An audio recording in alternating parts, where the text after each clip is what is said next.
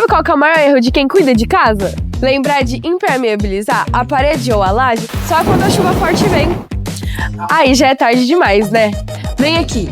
O segredo é aproveitar esse mês. Com o tempo seco e os dias ensolarados, essa é a janela perfeita para o produto curar no tempo certo e garantir a proteção máxima da sua estrutura. Tratar a infiltração agora é o jeito mais eficaz. Não espere o mofo e a goteira aparecer para tomar uma atitude.